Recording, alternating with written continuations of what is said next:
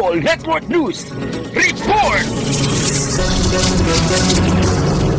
Lubos ang pasasalamat ng mga benepisyaryo ng Love for All na ginanap sa Provincial Gymnasium kaninang umaga, July 18, 2024. Kaugnay nito, ang Love for All o laboratorio, konsulta at gamot para sa lahat ay inisyatiba ni First Lady Marcos kung saan layunin nito na ilapit sa mga mamamayan ang tulong pangkalusugan at iba pa sa tulong ng iba't ibang ahensya ng gobyerno. Ayon kay Luz Biminda Dolva, isa sa benepisyaryo ng DSWD, malaking tulong ito lalong-lalo na sa kanyang pamilya. Dako-dako po na pasasalamat ko po dahil nakatanggap po kayo na na makatabang po sa pamilya ko po. Samantala, pinasalamatan naman ni Miss Dolva ang First Lady sa kanyang natanggap. Nagpapasalamat po ako maski po sa iya, dako-dako ako nagpapasalamat po.